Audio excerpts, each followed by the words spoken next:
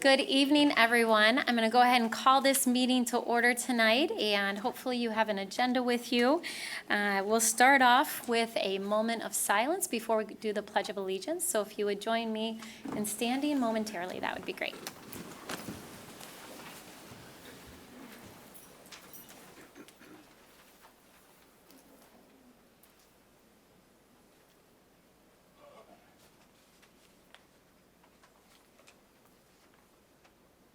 Thank you. I pledge allegiance to the flag of the United States of America and to the republic for which it stands, one nation, under God, indivisible, with liberty and justice for all. All right, thank you. Next, we'll have roll call. Commissioner Jones. Here. Commissioner O'Connor. Present. Commissioner Repart. Here. Commissioner Moody. Present. Commissioner Kelly. Here. Mayor Bliss. Yes, and Commissioners, can I get a motion to excuse Commissioner Lanier tonight? So moved. Support. All those in favor say aye. Aye. Those opposed? It carries. All right, so we have a number of opportunities for public comment tonight, and if this is your first time at our meeting, I'm going to walk you through those so you know what to expect. So we have 4 opportunities for public comment. The very first opportunity, which I'll open up in just a minute, is for items that we're actually voting on tonight. So earlier today, we had a whole host of meetings, and we voted on a number of issues. And so if you are here tonight to speak about something that we voted on, which is on the agenda, so you'll see a whole list of items that we voted on throughout the day in one of our committee meetings. If you're here to speak on one of those items, I'm going to open up the public comment period in just a moment, and you're welcome to come up during that period. If you are here tonight for a scheduled public hearing, we have 2 scheduled public hearings tonight. One of them is on the Crime Prevention Through Environmental Design Ordinance, or what we refer to as CPTED. So if you are here tonight to speak on CPTED, I'm going to ask you to just stay put until we get to that public hearing, and then I'll open up that public hearing a little bit later. We also have a scheduled public hearing tonight related to the waivers that have been requested by medical marijuana facilities, and they requested waivers based on the distance and location in proximity to parks. So if you're here to speak on one of those, I'm going to ask you to stay put as well until I open up that public hearing. And then at the very end of the meeting, if you're here to talk about anything else, so anything that is not on the agenda or not part of our scheduled public hearing, then I'll open up the public hearing at the very end of the meeting for that. I'm going to ask you to respect the rules of this space. So on the very front of the agenda, you'll see a whole list of expectations. We want to make sure that this is a safe place for everyone to speak, regardless of what they want to say. And so we asked you to do a few things. We asked you to not clap or cheer or hold up signs, but then also we ask you to not swear or curse. We don't allow any name calling or derogatory comments, and we are specifically concerned about any comments that are related to race or considered racist. So please be mindful of that and be really respectful in your comments. All right, so with that, I'll open up the first opportunity for public comment, and tonight, again, we have a whole list of items. If you're here to speak about something that we voted on earlier, you can come up here to this microphone. We ask you that you share your name and the city that you live in, and to also sign the clipboard over there. The only reason we asked you to do that is to make sure that we have your name accurate in the minutes. So we'll ask you to do that. And then you can see a timer right up here. You'll be given up to 3 minutes to speak. When your time's up, I'll let you know that. Okay? So if you're here tonight to speak about something that we're voting on or that we talked about earlier and voted on, now's an opportunity to come forward. And we ask you that you share the item specifically that you're referring to. Good evening, fellow veterans and citizens of Grand Rapids. This is the House of the People, Watchdog Miller reporting. The 2 handouts, the name is submitted from Watchdog Miller, which may not have been on all copies, so I own up to it. The number 1, you don't have full numerals on your public handout. So one lady was harassed in a recent meeting. She said she didn't have a number, and I yelled, she wanted to criticize me, so let's criticize Watchdog Miller under Mr. D7 Miller, or something. what item are you referring to? We're on 1, ma'am. To whom, you're going to give out 80 grand, so who's it going to go to? Why is it public business? None of the public business. I think it's on 2, The Kellogg Foundation, you're gonna give them 300 grand for the Grand River. They're on Rosa Parks Circle. They haven't gotten our buses downtown. You appointed one official from there on the Rapid Board.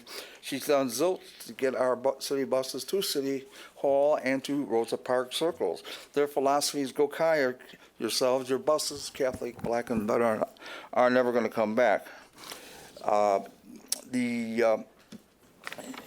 Let's see, on the Griffins, we need bus lanes, bus-only lanes, on, rather than paying for advertising for them. Total chaos, getting in, worse than ever with all the concerts and so forth.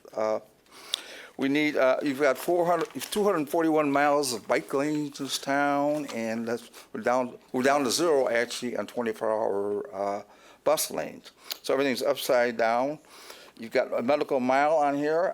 Why not name it medical mess mile? I went to court once under, let's see, it was 17305 to keep bus lanes in there and expand them. That's chaos again. You're paying 600 grand to bring to steal the 19 out of Madison Square, Oakdale, and so on. Let's see now. It seems too high on Emerald and Cedar, our favorite streets. You're paying too much money there. Do you realize the state has repealed the union wage level? So you should be able to drive these costs way down on this type of project.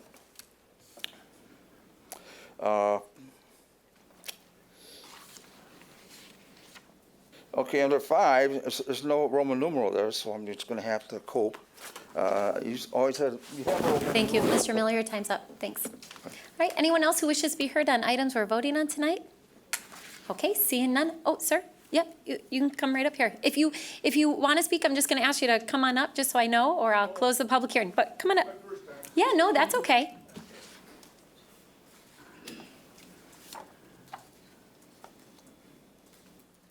Anyway, I'm pleased to meet all of you.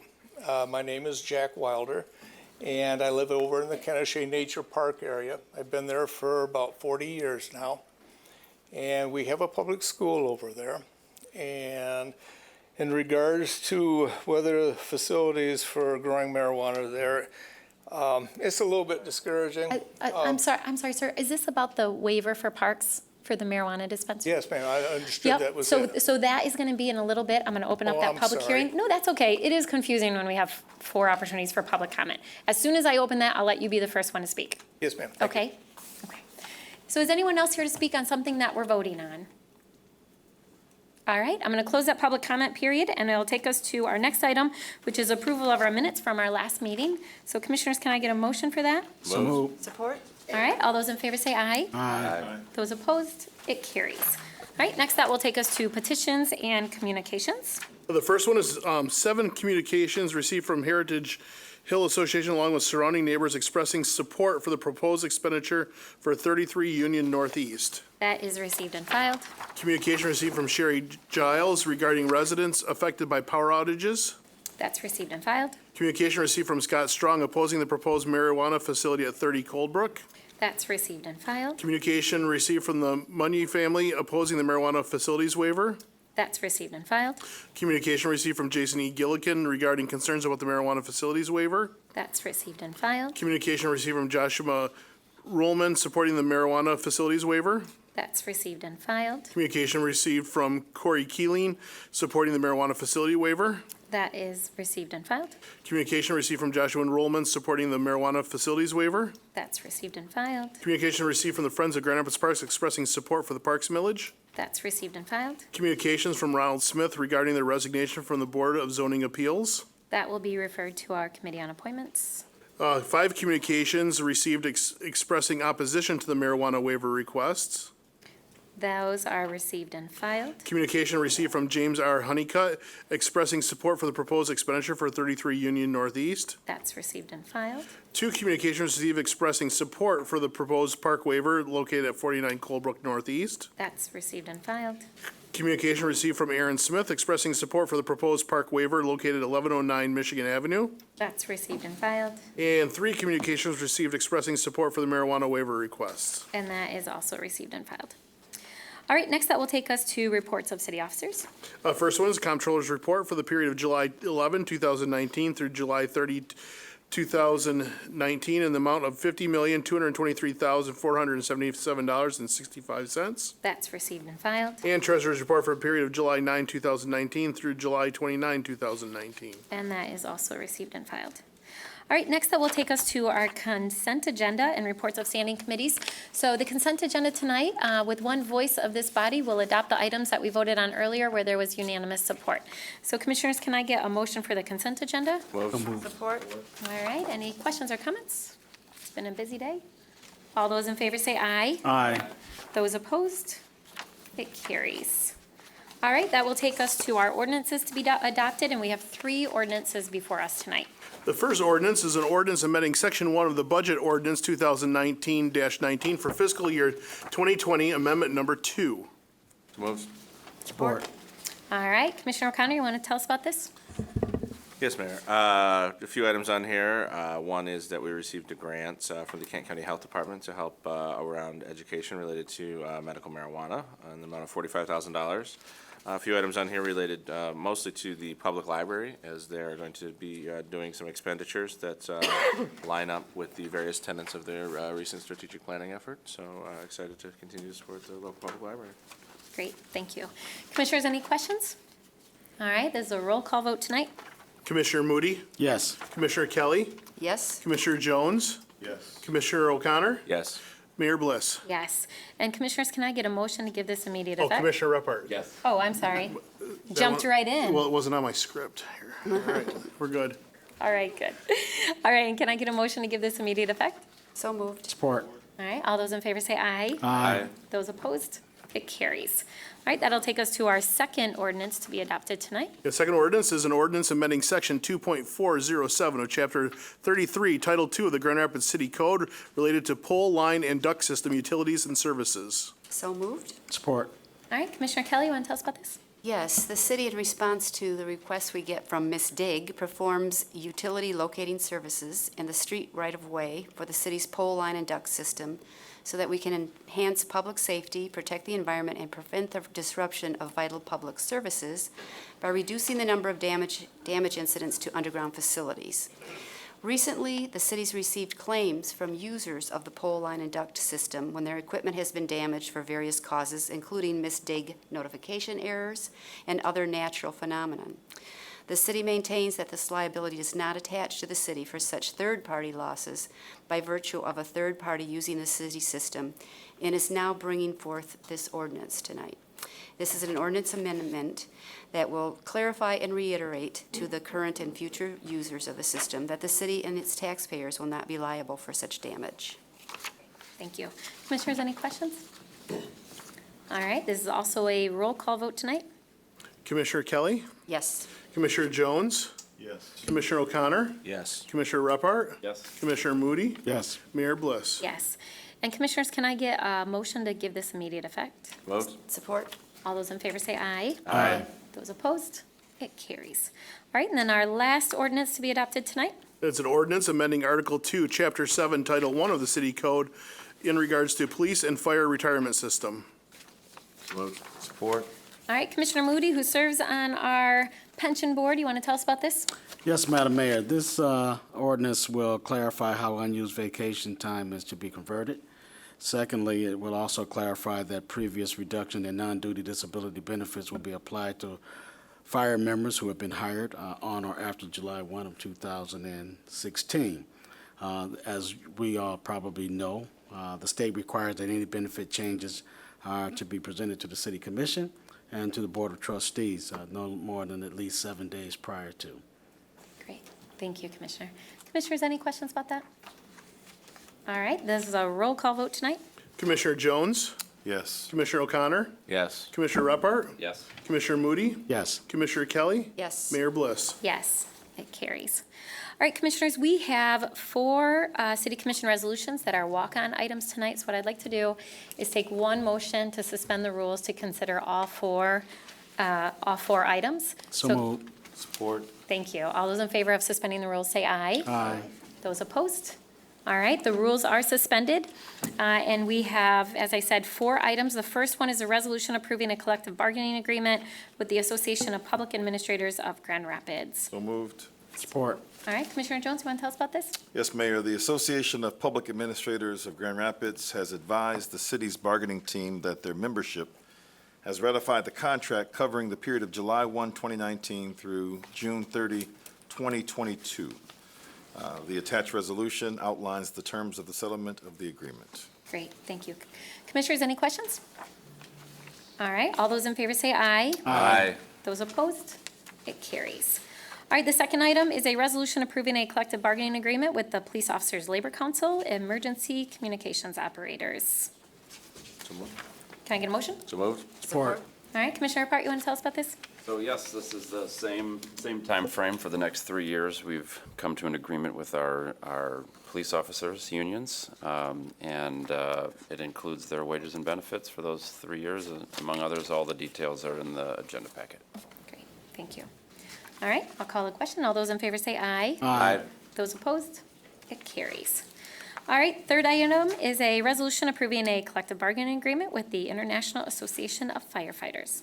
So moved. Support. Support. All right, Commissioner O'Connor, you want to tell us about this? Yeah, the International Association of Firefighters has advised the city's bargaining team that their membership has ratified the contract covering the period July 1, 2019 through June 30, 2022. Great. Any questions, Commissioners? All right, all those in favor say aye. Aye. Those opposed? It carries. All right, and the last one before us tonight is a resolution approving a collective bargaining agreement with the Grand Rapids Employees Independent Union. So moved? Support. All right, Commissioner Kelly? Yes, the Grand Rapids Employees Credit Independent Union has advised the city's bargaining team that their membership has ratified the contract covering the period of July 1, 2019 through June 30, 2022. Great, thank you. Any questions, Commissioners? All right, all those in favor say aye. Aye. Those opposed? It carries. As we finish up those 4 items, I'll just add my public word of thanks to our city manager and all of our staff who are part of the bargaining process, our bargaining team, but also all of the union leaders who came together to bring forward these agreements tonight. City manager, did you want to add anything? Yes, Mayor, thank you. I want to thank, first of all, the commission for ratifying and approving these agreements, and also for the labor unions who also came to the table in good faith along with our labor negotiating team. I want to thank them publicly. We have a couple of more contracts a couple of more groups to settle their pay and benefits, and particularly the non-representative groups. And I want to let them know that we haven't forgotten about them. Great, thank you. All right, so next that will take us to our public hearings, and as I indicated earlier, we have 2 scheduled public hearings tonight. The very first one is a public hearing to consider an ordinance on the crime prevention through environmental design, or what we often call CPTED. I know acronyms can be frustrating to people who don't know what they stand for, so we'll try to make sure that we say the full what it stands for tonight. What we'll do tonight is we'll give our planning director, Suzanne Schultz, an opportunity to just provide an overview. That's not the right one. Nope. They'll provide an overview of the ordinance, and then we'll see if the commissioners up here have any questions for Ms. Schultz, and then if you are here to speak on this ordinance, you can come up after that. If there are specific questions you have, we'll try to get a response for you. I know Suzanne is here, but also some other members from her team that can hopefully answer any questions that come up. If not, we'll get back with you. All right, take it away. Good evening, Mayor and Commissioners. So, as you mentioned, crime prevention through environmental design. I'm going to cover briefly, this is a little awkward, so I'll scroll through this. So crime prevention through environmental design is a philosophy of crime prevention for, it's really a multidisciplinary approach to the built environment. What we try to do is capture passive methods for monitoring sites, for example, through surveillance, to really to deter crime and foster quality of life. So there's subtle cues that can play into that, and I'm going to briefly cover those key elements, which are natural access management, natural surveillance, territorial reinforcement, and physical maintenance of the site. Those are really the four key components when we talk about CPTED to really kind of just generally manage behavior. And the simplest example is if you have a storefront that has blacked out windows and you can't see in or see out, crime is more likely to occur because people don't perceive that they're being watched, and it's a natural deterrent if you think you might be caught. And so these different techniques are used to kind of express ownership of a place so that a property is well maintained, someone cares about it, people know there's a certain behavior expected, and if there's not, then they might behave in different ways. Grand Rapids has used CPTED for over 20 years. The police department has used it. We've actually incorporated it into our zoning ordinance. We look at our sign requirements today as we've worked through our zoning ordinance, whether or not we can view cash register windows, and just to make sure that we're creating a safer environment for our citizens. One of the most powerful public hearings I've ever attended was through the Board of Zoning Appeals when citizens came before the board and talked about the importance of not having windows that were covered with the roll shutters and what it said about their neighborhood and how we were not like Saginaw or Flint or Detroit in allowing that kind of enforcement of a site and instead requiring windows. And so they spoke against waiving those requirements. So it really speaks to the kind of neighborhoods that we want to have, how people perceive our neighborhoods, and how we deter crime. And really what we found is in these discussions, the historic components of this comes from alcohol discussions that we had about party stores, and it really occurred over last year. And what the feedback that we got is focus on the properties that really create the problems. Look at how we can address quality of life and be proactive in encouraging a high quality environment. And then also, how can we be business friendly? So there are components to this ordinance that are also philosophical as far as how do we do enforcement, what's the approach that we use as a city to be more customer friendly, what are those relationships that we have with businesses and the community in trying to execute desired outcomes, and what are those outcomes that we're trying to achieve. This plays into the components of crime reduction and crime prevention in different ways than what we've historically done. So with Grand Rapids Police Department, they have their community officers that are trained in this method, but it's really taking that next step forward to really integrate it into the department operations, even within the planning department and code compliance. And we have used this in a number of different ways, but we want better outcomes. So there's three key areas that this ordinance focuses on: visibility, lighting, and property maintenance. And those four techniques I mentioned, we try to cover all of those in different ways, whether it's through additional lighting, how the windows are covered, whether the vegetation is maintained. So we try to address those. It's very simple in its approach, actually, when you think about it, just covering visibility, lighting, and property maintenance. But really, when you start to compare befores and afters, the overall effect of what it can do for a property, we use this example with stocking at the store that's located near, it's like north of Leonard, or south of Leonard, north of Bridge.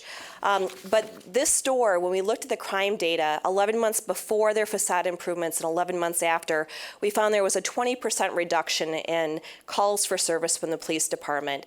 And we really look at what difference does that make? What else could our police be doing? Simple improvements to the physical environment can actually create changes in how we deliver service to the community, the demands on our police force, and even how the community perceives whether or not they're feeling safe. So our proposed approach is to look at the police power ordinance as a CPTED ordinance, to look at how we address zoning, nuisance, and building maintenance code in a different way, focusing on select businesses. We want to reconfigure the duties of staff, and then proactively engage businesses in education and awareness so that they understand what our goals are. Because really, if we have a vision and we have a goal and we're trying to get the community behind this to really understand what we're trying to achieve, we think there's more power in that.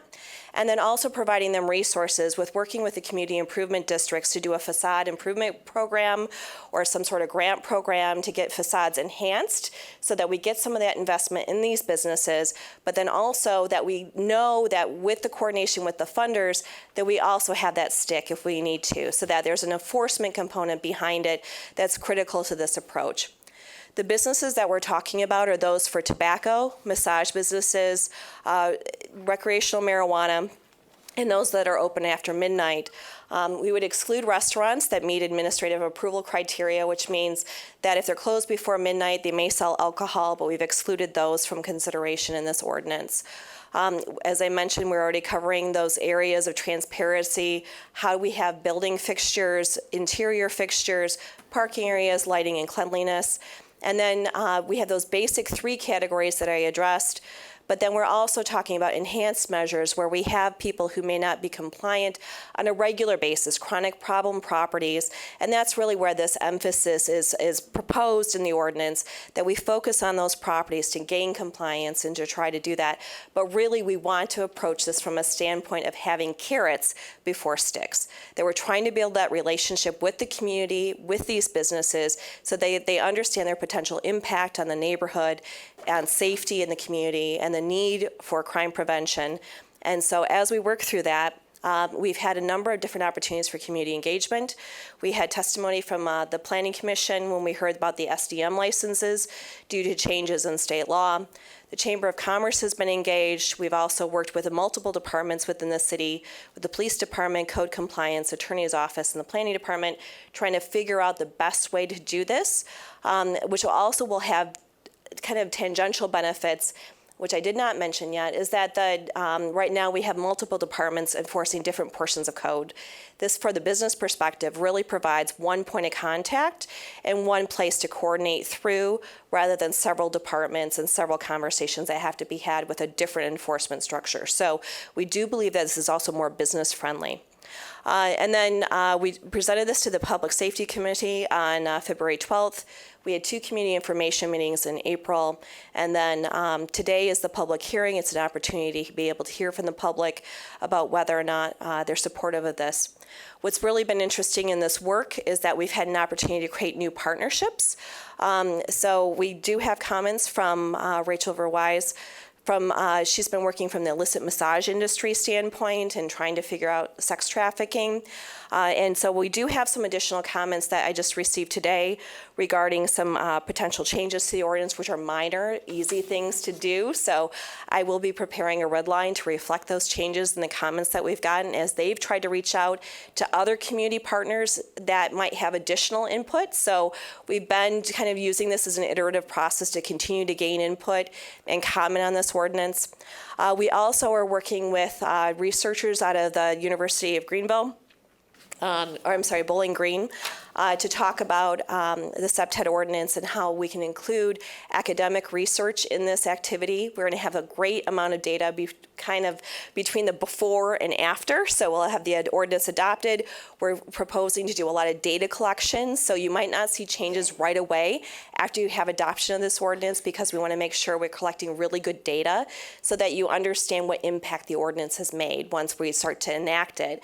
We also want to make sure that we're adopting an education and awareness campaign before we go out and do any enforcement. So it's kind of we're working on a timeline, so you'll have that in front of you for adoption.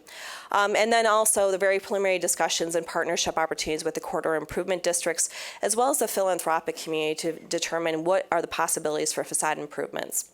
So tonight, the purpose is really to have the public hearing, to hear comments on the ordinance. As I mentioned, we have comments received from Rachel Verwise that we will be making a minor red line to the current code. We also have one change that would be proposed based on comment received from the Chamber of Commerce regarding stores over 25,000 square feet, and then any comment you receive tonight. And so then you will get a red line of any proposed changes to the ordinance before you for adoption, hopefully on August 27th. Great, thank you. Okay. Commissioners, before you run off, Suzanne, Commissioners, any questions for Suzanne? I feel like we've been talking about this for a while. We're all pretty well informed. All right, thank you. Okay, thank you. Thanks. So if you're here tonight to be heard, specific to the SEPTED ordinance, you are welcome to come forward. If you want to make a lineup here to give us a sense of how many people want to speak, that would be helpful. Same rules apply. We ask that you share your name, the city that you live in, and we'll give you up to 3 minutes to speak. And then if you could write your name, just again, so that we have it accurately documented in our minutes. So. Hi, welcome. Hi, my name is Wesley Watson, resident Ada. Just have a few comments about the ordinance that's proposed. I do have a little concerns because you're using the title environmental. Design. You're using the title environmental as is more of a development problem and an infrastructure problem. And I think in order to prevent some crime, we have to really focus in on the environmental issues because people does not have access to water, to clean water, do not have access to clean air, and do not have access due to lead exposure when it comes to lead paint in homes. I think if we want to use the environmental phrase, then we should look at those issues, and this is more so of a development problem and an infrastructure problem, and we should not just tag along as this being an environmental issue to prevent crime. If we want to prevent crime, we need to have access to food in our communities, and we need to have access to clean water and clean air. Thank you. Thank you. Thank you for your comments. All right, others who wish to be heard? Hi, welcome. Good morning. Good evening. My name is Rachel Verwise. I am a neighbor in Grand Rapids in the Garfield Park neighborhood, and I'm also the executive director of C Solutions to End Exploitation and the co-chair of the Kent County Human Trafficking Task Force. Thank you for your time in hearing us tonight, and we're here to express our support for the proposed SEPTED ordinance and its inclusion of specific detailed regulations for the massage industry. We know that across the nation, actually, communities like Grand Rapids are wrestling with the complexity of how to address the illicit massage businesses. They're businesses in a variety of neighborhoods in our city, and we hold the notion that a community that creates policies, or does not, that move towards freedom and helping victim workers, the women who are our neighbors, is an indicator of the well-being of the whole community. And so this ordinance, we believe, is a movement and a moment to act and move towards freedom. This past fall, C, along with Calvin University, researched the local economy of the illicit massage industry here in our area. This observational study was a really creative way to put tangible numbers around a problem hidden in plain sight. We uncovered a $6 million economy of exploitation here in 16 locations across the Grand Rapids area. These businesses exist in various locations and are registered under the guise of massage. And instead, they offer sex acts for exchange of money. The appearance of legitimacy is often portrayed through licensure exception taglines like Bodyworks. And evidence shows that the work in these businesses are actually done by vulnerable women, and they may be victims of sex and labor trafficking. This new data catalyzed conversations, and tonight we're here because cross-sector leaders, including the City of Grand Rapids, were willing to come to the table and talk about new ways to address the issue. We think this proposed ordinance will establish accountability measures we currently do not have and improve visibility in massage parlors in order to deter illicit activity. The ordinance encompasses within SEPTED resources to enforce the proposed codes, which would be groundbreaking. Many communities around the country do not have the staffing in order to actually enforce the codes they pass. We also know that this proposed ordinance is aligned with Polaris, the National Trafficking Hotline, and their recommendations for policy in communities. We know this is a complex problem, and we're committed to solving it. And so tonight, I'd ask those who are here to support this ordinance to stand if they're able. We know that together we will continue to be able to facilitate a collaborative impact grounded in this unique invitation to address human trafficking. The ordinance is an opportunity to implement an equitable strategy which does not criminalize the victim workers, and rather it holds accountable those who are profiting off women in our community. Thank you.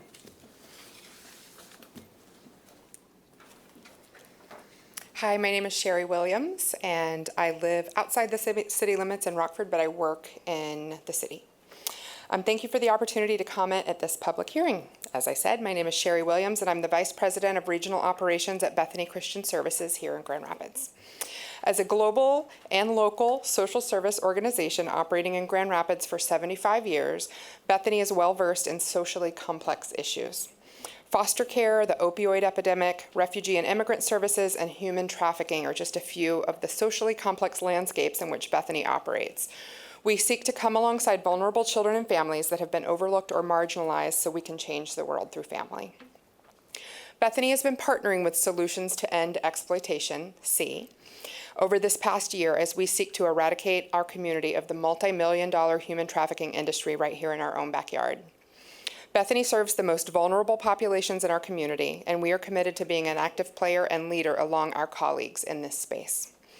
In June of this year, Bethany partnered with SEE, Cherry Health, Migrant Legal Aid, and the YWCA to submit a federal grant to the Office of Victim Services to better coordinate the response to human trafficking victims here in Kent County. While our community has done an amazing job at spreading awareness of human trafficking locally, we have found that there are many service providers and even funding streams available in our city to serve victims, yet the coordination between agencies and our ability to actually access victims has been identified as a huge gap. Within our federal proposal, we leveraged the collective impact model to work with a multidisciplinary team of medical, social service, and legal providers, law enforcement, as well as city and county officials to access victims in a trauma-informed, victim-centered approach. And this is where you, the great city of Grand Rapids, come in. This CPTED City Code will empower the city of Grand Rapids to be a major multidisciplinary contributor to this work so victims can be accessed in a victim-centered, trauma-informed manner. This code enforcement-based approach has already been proven within the Polaris model in New York City and is truly an innovative and tangible means to access victims in a non-threatening, supportive manner. Tonight, I implore each of you to pass this code so that hundreds of victims here in Grand Rapids can once again experience their own personal freedom, and so that an end to human trafficking can begin here tonight. Thank you. Thank you. Thank you, Sherry and Rachel, for your work on this issue. Appreciate it. Hi, welcome. How you doing? My name is Aronzo Taylor. I'm here from Grand Rapids, Michigan, born and raised, and I wanted to speak on the CPTED as far as correcting the crime in the neighborhoods of the southeast, the southwest, the northeast, and the northwest. I was listening in, and I can say that I would be a voice for what you guys would consider the inner city hoods. I've done a lot of professional work. I'm a master carpenter. I had new construction license, and I heard the CPTED as far as prevent crime. One of the things that I would notice being from the places where the crimes are being committed is that we need resolutions. We need to basically conform some of the people coming out of the incarcerations. We need something to open doorways for them to have something to occupy their time instead of having time on their hands to commit crimes. I've been working on a proposal, and I've talked to the school boards, and I've met with a couple facility people working on getting some of the schools to create a trade and skills center. And it's a rehabilitation type of program where we're going to work with the DOD and the DOC to get, probationers, parolees allowed to be able to take courses in the skill and trade center with stipulations that they must have deficiency or a GED to be able to get into the certified classes. But my thing is, being from where the crime is being committed, I see the resolution will be is to give open doors for the people that's committing crime, something to do and a way to be able to keep their minds off of not being able to do something. So I feel that the problem is not just the crime being committed, it's that it's too much time on a lot of people's hands that's getting out of these systems, probation, parole, and not have anything to offer them. So by me creating a proposal for a trade and skills center in the inner cities, I'm working on hopefully getting grants to be able to opened up some of the schools that have been closed down, the elementaries and all that are for sale. Hopefully we can get one of those started on the southeast region, and I feel that that will be a big impact to correcting a lot of the people that we are considering to be criminals, which they really don't have no other route or opportunity to go to. So crime is being committed because a lot of them don't have an opportunity. So I just wanted to speak on that, and I feel like that should be heard, and I think that that would, make a big impact if trade and skill centers were opened up in some of the neighborhoods where the big crimes are being committed. So I just wanted to address that. Thank you. Thanks for your input. Appreciate it. All right, others wish to be heard? Good evening, Mayor and Commissioners. My name is Josh Lunger. I'm a resident of the City of Grand Rapids and Senior Director of Government Affairs for the Chamber of Commerce. This is not the first bite at this apple, but I'm pleased to say we're here to support the SEPTED ordinance tonight. I want to thank Suzanne and her team for all the work that they've done on this.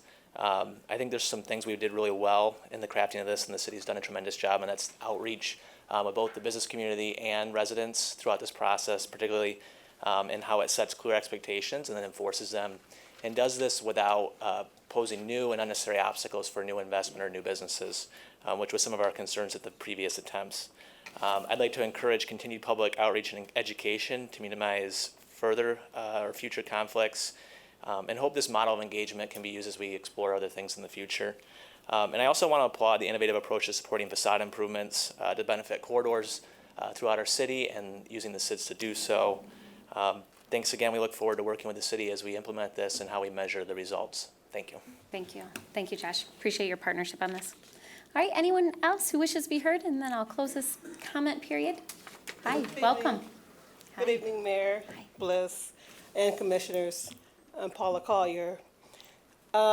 Basically, I wanted to put a face with human trafficking. My sister, who happened to be at the time 11 to 12 years old, was caught up in a situation with trafficking. We didn't realize it, we didn't know the signs, we didn't know what to look for. And it was totally unexpected. But I tell you, if this could have been available, maybe the police would have had better tools to work with. Our family was, of course, devastated. We had to get her out of the city into Ottawa County or some other places to be safe. And I just wanted to say that if you think it can't happen to your child or your loved one, you're thinking wrong, because it can happen. And you have no awareness or no indication that it's happening. So thank you. Thank you. Thank you for sharing that, Ms. Collier.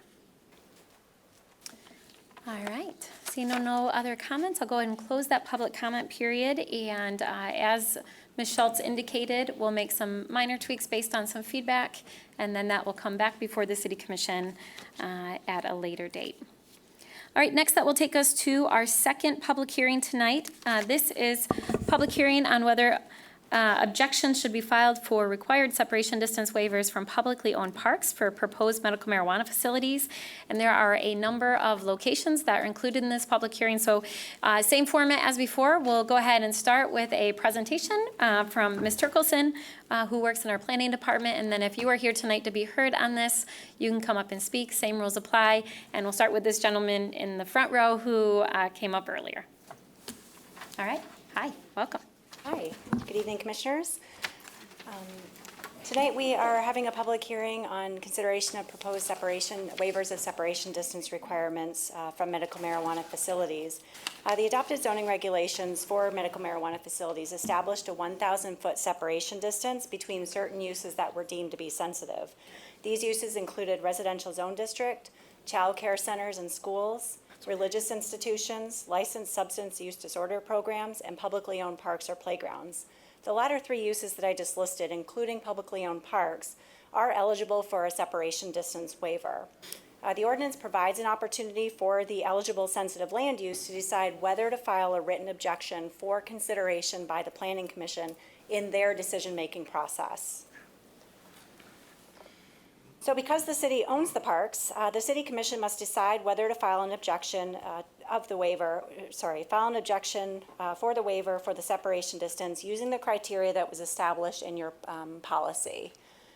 So up on the screen are the identified criteria that you are needing to consider when you decide whether to file an objection or not. The planning department has received 6 applications for medical marijuana facilities, and these applications have submitted have been submitted that require a waiver from a parks or playground. These addresses are 910 28th Street, 940 28th Street, 1000 Ken O'Shea Industrial Park Drive, 1109 Michigan Street, 549 551 Michigan Street, and 49 Coldbrook Street. On the screen, you can see the facility types that are associated with the request, as well as the applicable park. Included in your packet is some information about each park. So we've given you a little bit of background on what your Parks and Recreation Master Plan, what it speaks to for each park, and a little bit of detail, hopefully, that we think as a planning department might be appropriate to consider in light of your policy. So Ken O'Shea Park, we can see here that we've provided a graphic of where the park is in relationship to that 1,000-foot buffer. We've also provided a location identifying the proposed applications that we've received. And in the gray lines that are on the screen that we feel are important are indicating what the contours are. So in some cases, there's quite a bit of elevation change, grade elevation change, between where the facility is and where the park entrances are. Or just where the park itself is. So Belknap Park, for example, is at a much higher elevation than the proposed facility on Coldbrook. So those are the types of considerations that we thought might be relevant for you to consider. We've also identified all of the main entrances to the parks, as well as the some of the secondary entrances. So we've got Ken O'Shea Park, Fuller Park. Again, we go through in your presentation a copy of master plan, as well as possible considerations. Highland Park is another, as well as Belknap Park. And so the purpose of tonight's public hearing is for you to receive input on the waiver requests. At your August 27th meeting, the City Commission will be asked to decide whether to file a written objection to the waiver of the 1,000-foot separation distance between all of the applicable parks that I've mentioned, using the criteria outlined in the City Commission policy. The City Commission's decision will be considered by the Planning Commission in their decision-making process. If an objection is filed, the Planning Commission will consider the objection at the public hearing, in addition to the standards provided by the ordinance. And at this time, based on current scheduling, the first Planning Commission consideration with a park waiver would be tentatively scheduled for September 12th. That concludes my presentation, if there's any questions. Okay. Commissioners, any question for Kristen before we move on? Commissioner? More just a comment. I think that it's important just for everybody to know that the 3 near Ken O'Shea, they'll be heard in that order. So the 2 on 28th Street first, and then the 1 on Ken O'Shea. And whichever one is approved first should knock out the other 2. So it's not like 3. I just want to make sure it's clear that 3 are not going to be considered around Ken O'Shea. Just 1 will be. They could buffer each other out as a result of other separation distance requirements that are not waivable. Thank you for bringing that. That's a good distinction. And the 28th Street ones will go first, if that makes a difference. Thank you. Commissioners, any other questions or comments? All right, thank you. Appreciate that. So if you are here tonight to be heard on the request for waivers in proximity to parks, we're going to open up this public hearing. And sir, you are welcome to come up first, and we'll let you kick off this public hearing tonight. No, don't be embarrassed at all. It's confusing when we have so many public hearings. Anyway, We just want to make sure we hear all the comments related to this together so that we can get a sense of amount of opposition or support. Yes, ma'am. Again, I'd like to introduce myself. My name is Jack Wilder. I'm pleased to meet all of you guys. I live in the Ken O'Shea Nature Park area. It's directly behind Myers, if anybody knows where that is. I'm sure you do. Mm-hmm. And I've lived there for 40 years. And in that time, we have a beautiful church called the Calvary Baptist Church that's back there. And I'm sure some of you have been there. It's kind of a secluded area. We have families from our neighborhood that take walks on over there, and we also walk our dogs. The last few years, it's been that the church has been really upset because they found a lot of drug paraphernalia in the area now. I've seen it myself, the drug needles, the marijuana use. Unfortunately, there's prostitution going on too, I understand. And now we have, on occasions, we have a police officer in that parking lot now to discourage it. And they're there once or twice a week. And since I lived there, I hate to see all this. And now that this marijuana facilities are thinking about setting up their factories, I want to encourage all of you to discourage it. I'm not here to argue about whether people have a right to use it or not. I don't, they can do whatever they want. I want to keep this out of our neighborhood, our community. And we got kids, and unfortunately, again, last few years, we've even heard some gunshots. And I personally had to call the police. And even though our neighborhood is blocked off by a gate, it makes no difference. And other than that, it's one of my biggest concerns since I live there and pay taxes. And so I ask you to please say no to these people who want to set up these facilities. They want to take it out into the country or wherever, that's fine, but not in our neighborhoods. And I want to thank you for the opportunity. Thank you. Yes, ma'am. Thank you, Jack. Appreciate your input. Yes, ma'am. Thank you. All right, others who wish to be heard? Good evening, Madam Mayor and Commissioners. My name is Tanya Stapleton. I reside in Grosse Pointe Woods, Michigan. However, I was born and raised in Grand Rapids, specifically the Elger Heights community.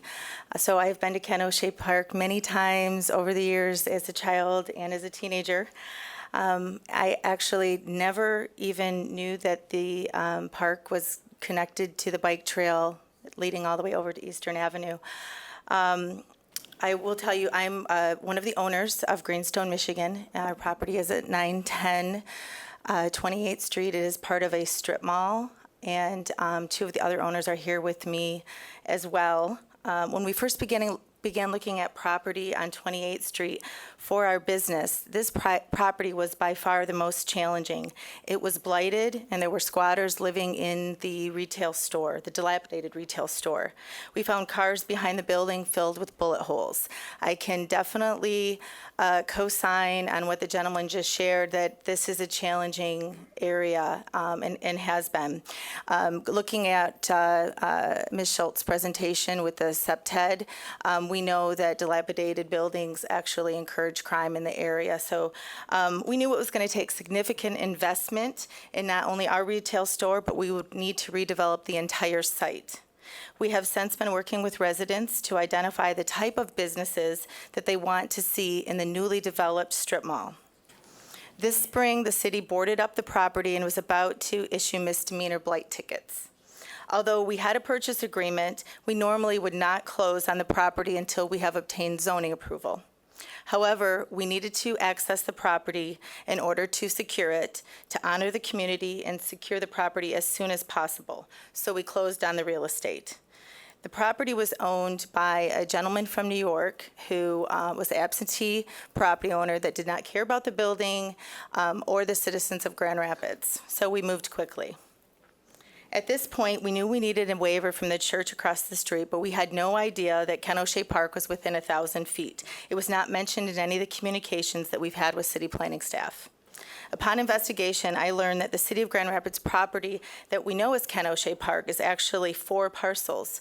The main 82-acre parcel is accessed from Kalamazoo Avenue. It is adjacent to 3 other parcels, according to the Kent County parcel map, that include Plaster Creek and the bike trail. The trail ebbs and flows, and at one point it comes north directly behind 940 28th Street. However, behind our location, the park is over 1,000 feet away. It's on the other side of the Danbury apartment complex, which is immediately south of our facility. I think it goes without saying that we would not have exercised our options so early in the process on this $3.3 million investment if we had known. Thank you, Ms. Stapleton. Your time's up. Thank you. Thank you. Welcome to give us additional feedback in writing, though. Okay. Hi, welcome. Good evening. My name is Kelsey Hakeem, and I am a minority owner in Greenstone, also at the 910 28th Street property. I am a Grand Rapids resident. I live in the vicinity of Fuller and Franklin, and have lived on the southeast side for the majority of my life. I will be reading an email that is, it has been sent on to the clerk, but it was too late to be received before this meeting. And this email is from Amanda, who is the president of the Alger Heights Neighborhood Association. Members of the City Commission, as a resident of Alger Heights, I encourage you to consider a waiver for the 1,000-foot distance requirement from Ken O'Shea Park for the 28th Street medical marijuana facility locations. The Plaster Creek Trail and Plaster Creek form natural barriers that prevent access to the park. Apartment complexes also buffer the businesses from the park. I use this trail regularly and can attest to the limited access to the park. In order to access the park, you would have to travel a mile on foot and about 2 miles by car. The natural barrier prevents any negative impacts to the park. Both companies seeking waivers for the 28th Street locations have reached out to neighbors on numerous occasions. They have been met with curiosity and general acceptance from neighbors, given the location and desire to improve properties along 28th Street. Thank you. So that was from Amanda, and I did do a little just personal research myself, walking the trail, and was trying to find the point on the trail that was within the 1,000-foot radius, and it's completely impossible to tell along the trail what is going on along 28th Street. At the point that it is closest, it's primarily for bikes. So for a biker, there's really no way to access it. And on foot, it would be, there would be barriers of woods, water, and an apartment complex. Thank you. Thank you. Hi, welcome. Hi. Madam Mayor, Commissioners. My name is Steve Lynch. I'm a resident of the Fulton Heights neighborhood. I live by Fuller and Fulton Park there.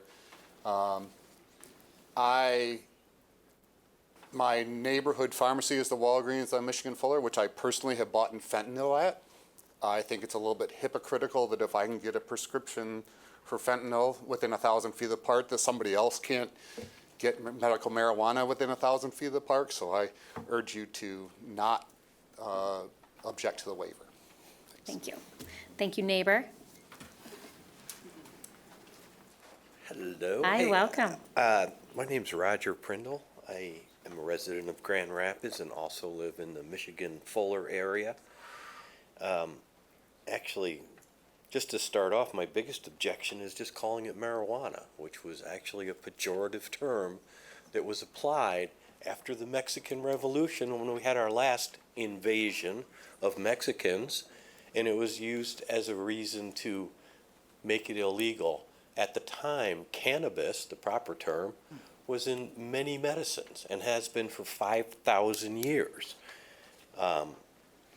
Cannabis, marijuana, is legal in the state of Michigan, unlike many other drugs that are also used. A few years ago, there was a mess, and so the state got involved in regulation, and they over-regulated the industry as it is. They've made it one of the biggest problems. Of course, that's a whole economic thing, is that the only people who can get into it really have to have some deep pockets. It takes a lot of money, but that's a separate issue. My question is, and he talked about picking up fentanyl, so I'm wondering, what's the separation between pharmacies in this town? What about doctors' offices? What about hospitals? These are medical facilities. People use this. It is medical. There should be no separation. It should be irrelevant. I would actually argue that the whole ordinance should be revisited with some of the silly regulations taken out, because it's already an over-regulated industry. Also remember that this passed by the citizens of the state of Michigan and the citizens of the city. Both times, both these things passed. The people want it. They want dispensaries and they want recreational marijuana, and all these petty regulations are stupid. Really, I guess, in short, it's like, I think the separation issue should be revisited and the ordinance should be amended and look at some of the other regulations. I mean, it sounds really good. Let's keep it away from schools. There's bars closer than these are going to be to schools and to parks, and we allow that. Alcohol's a lot more dangerous, and that's really my only input. Thank you, Mr. Pringle. All right, others who wish to be heard? Hi. Hi, I'm Max Grover.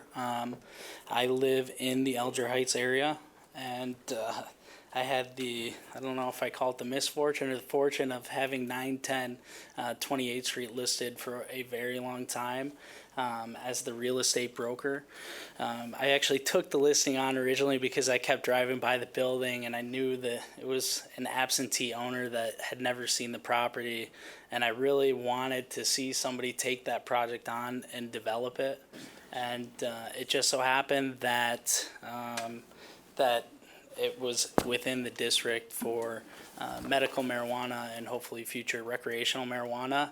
And this group is going to take on a major project to redevelop this building that has been blight for many years and put a lot of money into it to hopefully, make it a lot safer and usable for the community. I actually just tonight got some signatures from some neighbors that I can leave, attorneys, school teachers, business professionals that live in and around the Alger Heights neighborhood with me. I think it would be fantastic to see this property cleaned up. In regards, and I know this is about the parks, in relation to the park, natural buffers and elevation changes, a creek, etc., you would never even know that this provisioning center was where it is from the park. So we're asking, obviously, for an exemption, and really, honestly, all parks. It's coming to the city. I think it's going to be real positive. I've seen the effects on some other properties on a local level for local business owners and property owners and how it's affected them positively already, businesses, etc. So we're really excited about it, and I hope that you guys approve 910 tonight. Thank you. Thank you, Mr. Grover. Can I leave these somewhere? You are welcome to leave them with clerk, and he can share them. You can give them to the, yep, you can leave them right there as well. Hi, welcome. How you doing? Good evening, Mayor and Commissioners. My name is Patrick Frakes, and I represent Rare Systems. We have the application at 549, 551 Michigan Street. We are approximately 920 feet from Highland Park, and we have no visibility of Highland Park from our Michigan Street location at all. Actually, from the front of the property, it's outside of 1,000 feet. It's the closest point. That is 921 feet. But, I also wanted just to express my hope that you will not exercise your objection. And one of the main reasons why is because I spent 15 years prior to getting into this business working with youth sports. I worked with compliance with federally funded contractors. My wife is a special education teacher, has been a school board member, and also worked with youth sports for the last 15 years. And it is really emphatically clear to me that the safest way to protect your children is through legalization of these businesses. These transactions are occurring in Grand Rapids every day as we speak, but nobody's checking kids' IDs, and nobody's expressing what our business is doing and looking to express and be an educational resources that it's imperative that kids stay off of marijuana and cannabis because it's bad for the developing brain. And it's something that we plan to use as a resource platform with our business, is telling kids to wait. Just like they need to wait on alcohol. And I think it's important that the city be upfront about this issue and to not try and stick it into a back corner into an industrial section, but be mainstream, let them understand that you're doing it right and that businesses like us are looking to do it right. That's all I got. Thank you. Thank you, Mr. Franks.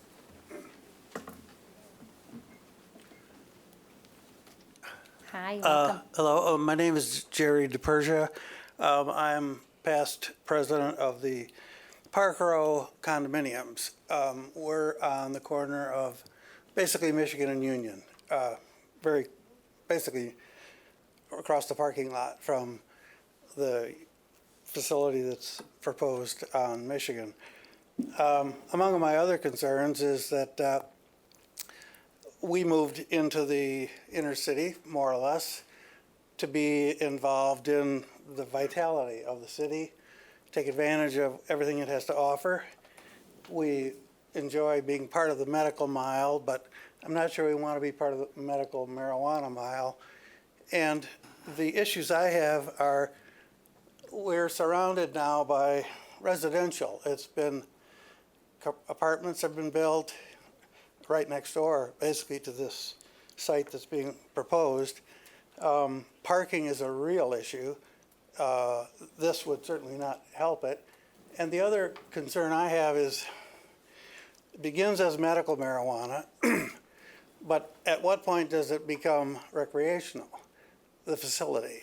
And so traffic that may start out as a minor issue as a medical facility would probably be a real problem if it were recreational. We have a private park that's a part of the whole development in front of our condominiums, and there's a hotel and a women's health center.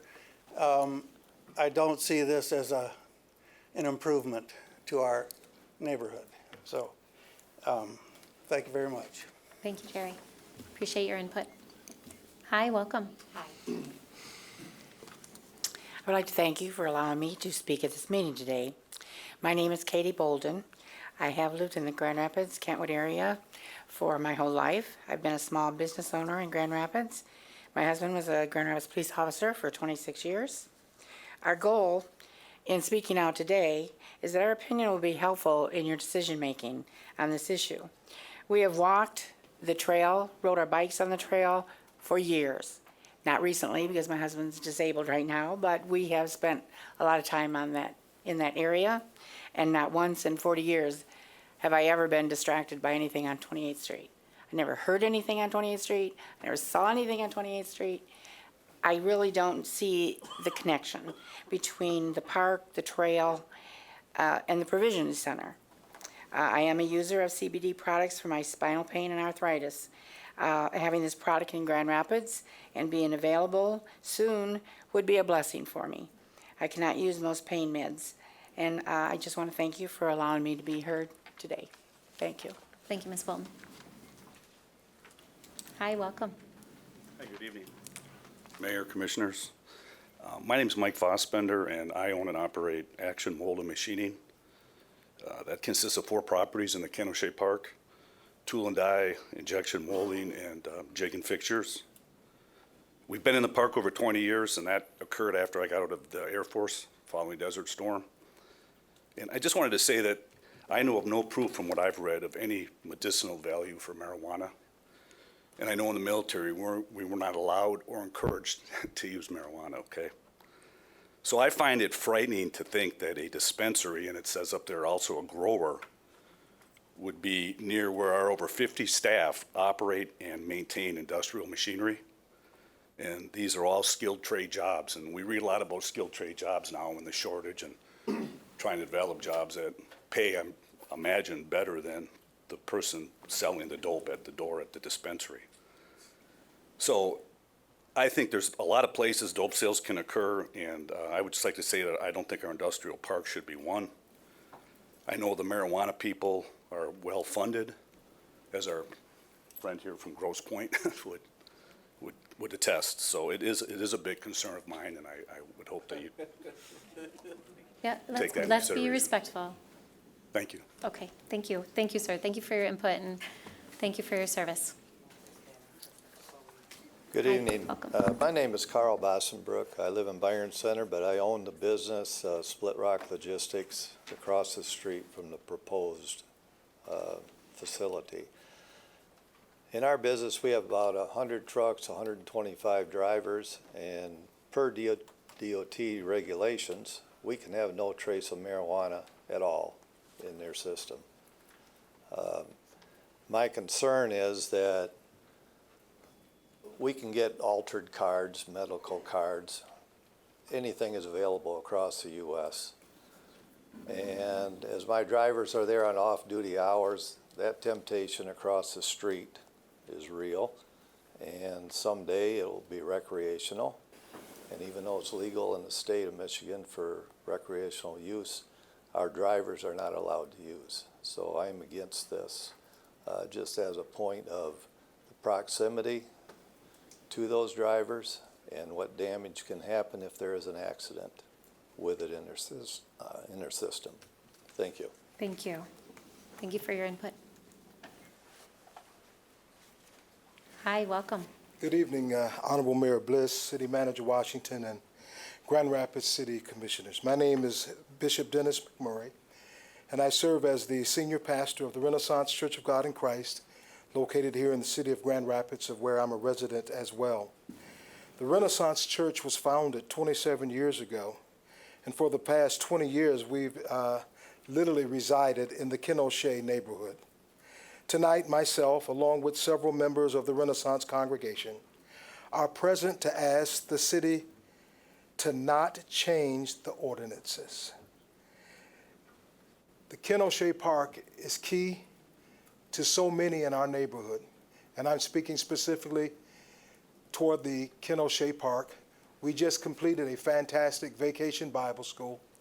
Twice a week, over 25 children were in that park playing and enjoying themselves. And so we are not in favor of the waiver. We are not in favor of changing the ordinance, because the Kenosha Park is right in the middle of a heavy residential area. And our church borders to the south a 33rd Street entrance, and then it borders to the north the Kenosha Industrial Park entrance. And we have a thoroughfare that we affectionately call the S-curve. And that S-curve has a lot of activity at night. We found chop shop activities in our parking lot that is directly connected to the 1,000 Kenosha Industrial Park property that's currently up for sale. Paraphernalia is strode all through our parking lot. If it were not for the Grand Rapids Police Department making more of a presence as we asked them to in our church parking lot, the activity would be very, very high. And so again, we're asking that this waiver not be considered for the Kenosha Park. The Kenosha Industrial Park is a very pivotal area. It's not uncommon for cars to zoom in and out and through our parking lot going from 33rd Street to Kenosha Street. And just several years ago, we had a tragic drug accident where someone ran their car into one of our building facilities, died in the car, and shut down the neighborhood. So the neighborhood is challenged, and I believe it will become even more challenged, because what starts out maybe legal finds a way to become illegal. And I just believe the medical marijuana facility in the Kenosha Park would not be a good venture. Thank you so much. Thank you, Bishop. Good evening, Robert Metzger, East Grand Rapids, Michigan. My property in Grand Rapids is 312 Prospect Northeast. I guess I'll start out with that I don't have a dog in this fight, per se. I empathize with the property owner or the option holder and the developer trying to do something good as far as development goes. I myself have been the victim of 3 planning department boondoggles, for that matter. And I guess I'm here to step forward as someone who spent 44 years, and it's not an understatement to say thousands of hours in the Kenosha Park. I was actually a trail guide back in the day.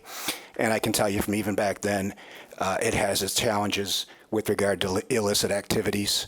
And that said, there are no natural barriers. I'm sorry. I haven't even let 28th Street stop me, so that's a very weak argument on that end. As far as medical use, you'll forgive me, but from personal experience, that's a well-abused term. In my personal experience, I'd say it's about 50-50. So we already see rather illicit or illegal uses under false pretense. That being said, I'm not the guy that wants to say no to everything. I like to take an idea of approaching it with solutions. And my suggestion for the neighborhood, based on my own experiences, once the city creates the mess, They're nowhere to be found in fixing it. Not with the resources, not with the accountability, not with the passion to do what's right. So I'm going to suggest that if this is something you wish to compromise on, then maybe now we finally do for Kennesaw Park, which should have been done a long time ago, which is illuminating it all night long. And rather more often visits on the part of whether it's police or another city resource to patrol and have a presence, certainly more often than what's there. My suggestion is that the neighborhood comes up with a solution with the city, that it be a joint agreement, an active agreement, meaning it has teeth for non-performance, since there doesn't seem to be any way of getting the city to take action once the mess is already created. So that non-performance should be in the way of fines to whatever the local neighborhood association is to help do whatever the city is not doing. So again, I think there's solutions to it. Obviously, 1,000 feet, somebody could argue that's a very arbitrary view, but I'm trying to look at what we have there and what the problem there, and it's certainly not a typical park. It's very opaque. There's lots of dark areas for things to go on. So unless you address that, I think you're just pouring rocket fuel on a forest fire. Thank you. Thank you. Thank you for your input. All right, others wish to be heard? Good evening. My name is Aaron Smith, and I'm with Agromed. We have the application in for 1109 Michigan Avenue. Just give you a little background about who we are. We're a West Michigan-based company. My uncle Greg Mackey is a sole owner out of Muskegon, Michigan. He's been doing business in Muskegon County and Kent County for over 40 years. We currently have the only and first medical marijuana provisioning center in Muskegon County, as well as the only and first in Ottawa County as well. I think it's important you guys get a little idea about who we are, and we're as local as you guys, I think, tried to be. I know you wanted some local preference, but West Michigan based is about, I think, as close as you guys are going to get. Anyways, I wanted to kind of go over the reason why we chose a facility at 1109 Michigan Avenue. I personally started this over a year ago. I've looked at every single parcel that's in the zoning area within the city of Grand Rapids. The reason we chose this parcel is we talked to business owners and members of the community about if they were going to have one in the community, what would they want, or what were their big concerns. And the number one thing that we came away with was they didn't want it in their face. So I've sent you guys the site plan so you guys get a better idea. This location sits off of Michigan Avenue as well as off of Fuller Avenue, tucked behind about 6 different businesses. It's also 8 feet below the street level. It sits below on slope as well. So we took that into consideration when we chose this. It's in a highly commercial area as well, so we didn't feel like it would stick out in any ways. We've also committed with our application to taking the pole sign down, because I know as well I learned that City of Grand Rapids isn't really too happy and keen about the old pole signs that they have, so we've committed to do that as well. So we didn't want to do anything that was going to be in anyone's face. Just to kind of go over a couple other things. I've had our civil engineer presented information to you addressing all of your points. We shouldn't affect the master plan or anything related to the parks plan in any way, shape, or form. We've committed with the SEPTED to provide screening to the north of the property that would help shield against the potential homeless population or transient population along the railway. And we've also looked at working with SEPTED doing other things for the property to help secure it as well. As it measures right now, parcel corner to parcel corner, the shortest distance you can go is 740 feet. From a walking distance, it is 1,059 feet from corner to corner. If you were to go door to door, it is farther than that. So we knew we were within that area, but we made a decision based on what we heard from the community and whatnot that we thought this would work. I just wanted to let you guys know that. Thank you very much. Thank you. Appreciate your input. All right, others who wish to be heard? Hi, welcome. Hello, good evening, Mayor and Commissioners. My name is Tracy Bolden, and I'm an employee of Greenstone. I would just like to state that our location meets the written requirements for a waiver. Number one, it's consistent with the master plan. Our proposed business is in no way impairs local park plans. In fact, we plan to support recreation in Grand Rapids as evidenced by our recent sponsorship of National Night Out at Garfield Park. Our business will not place a burden on any city services needed by the park, including law enforcement. In fact, our added security measures will make the entire area more safe. Third, our development plan calls for erecting a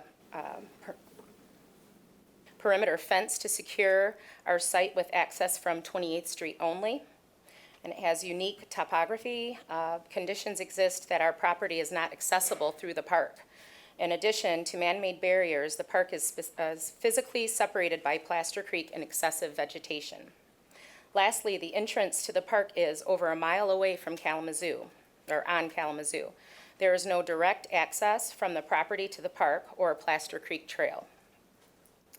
Therefore, we believe our proposal meets the standard for waiver request and respectfully request waiver from this honorable body in order to proceed with our development plans, which represents a $3.3 million investment into our community. Thank you so much for your time. Thank you. Thanks for your input.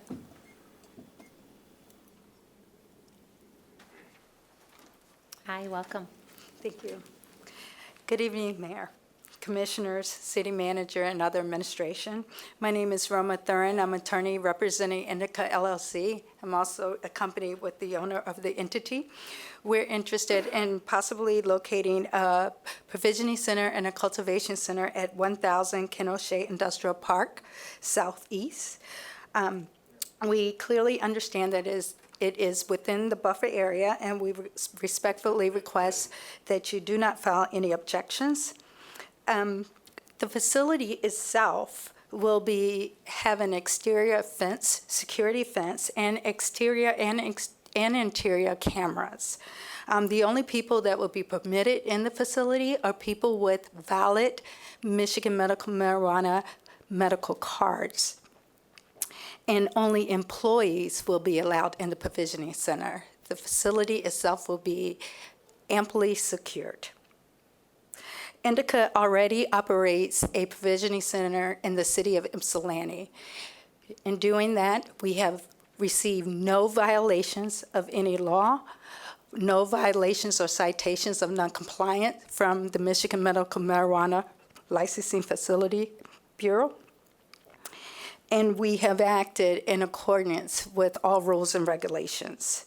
We intend, if our application is approved, to run an exemplary compliant facility within the city of Grand Rapids. The operation of the facility will not have any material impact on or any material impair of the use of Kenosha Park. If anything, the owners of the facility have just as much interest as any resident or any other business owner in that immediate area to control the park, to make sure that the park is safe, and to make sure that the current residents who are using that particular area are able to do so in a very safe and warm manner.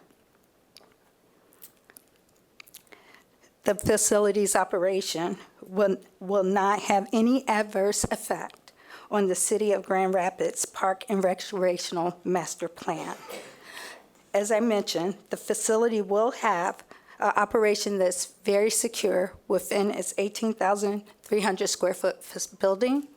The owners are investing millions of dollars into this project, and will make sure that it appears and is operated accordingly.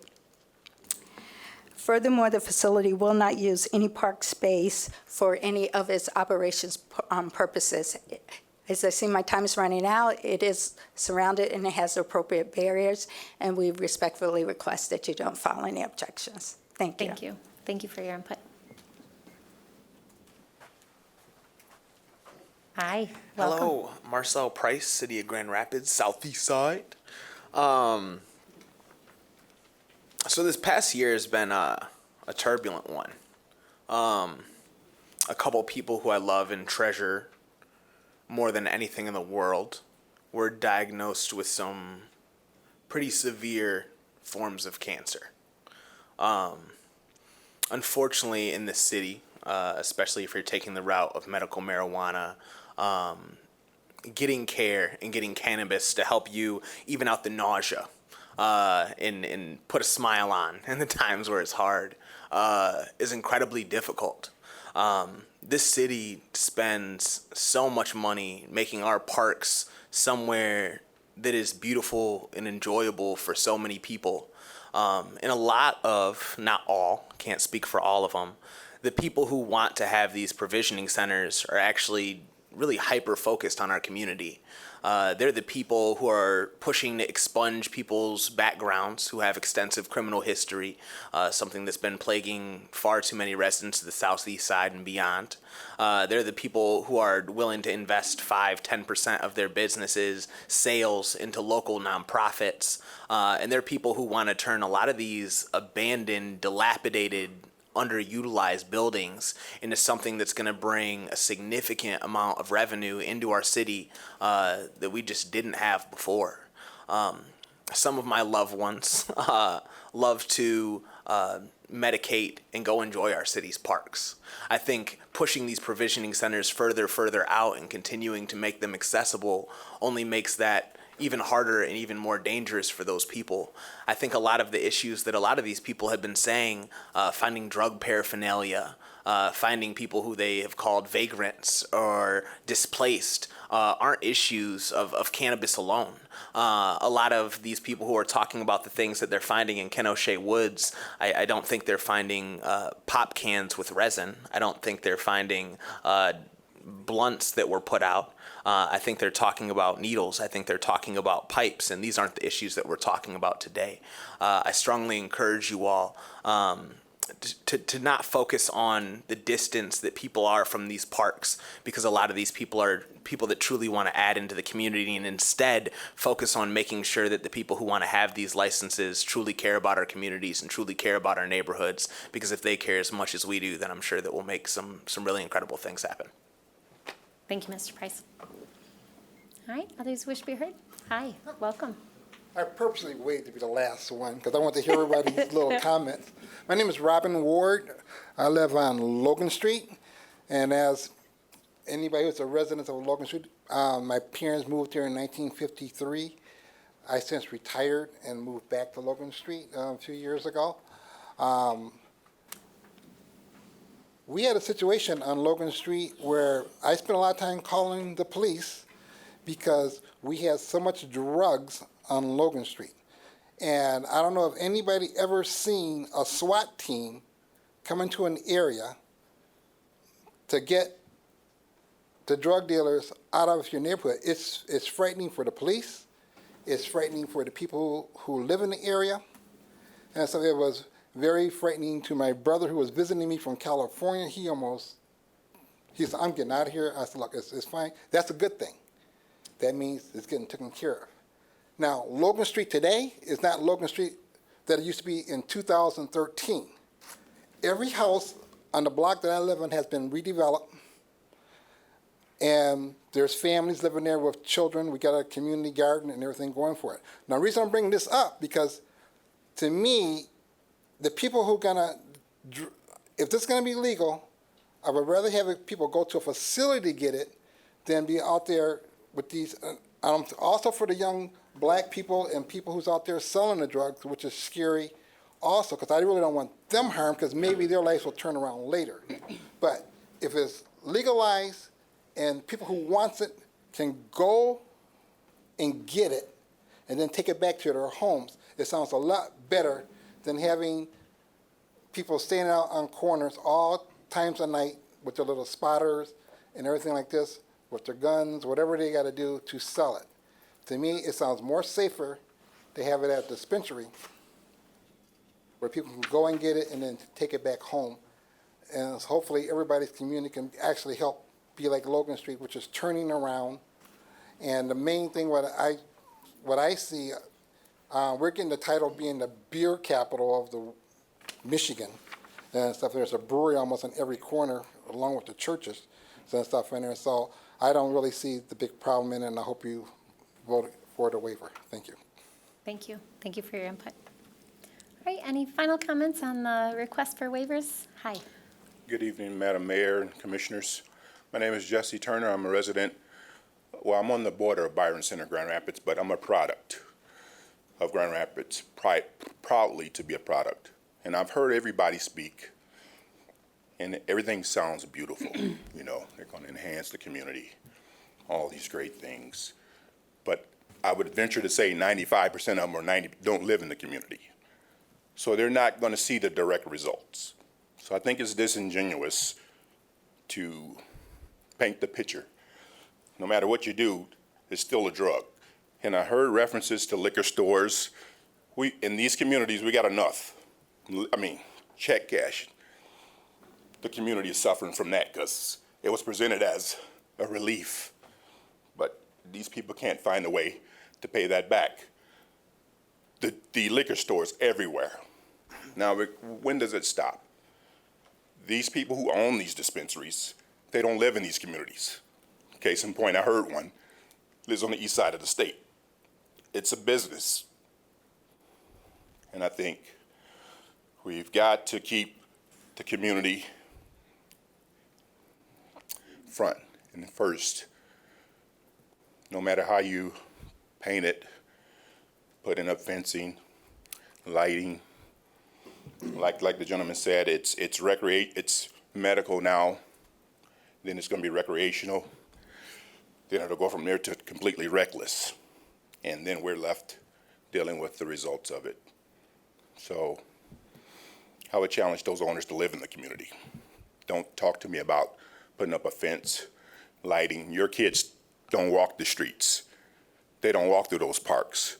They don't live in the community, but you're going to enhance our community. I think it's laughable.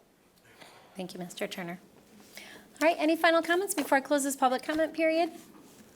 Oh, come on. Mr. Miller, are you coming up? This is specific to the park waivers, Mr. Miller. Thank you. I don't know how much truth was in that, but, hi, Tammy Hall. I didn't come down to speak about this, but I just wanted to sort of say, you know, I don't think some people are aware that, 80% of, marijuana profits from cartels and people that grow it are used to manufacture the harder drugs.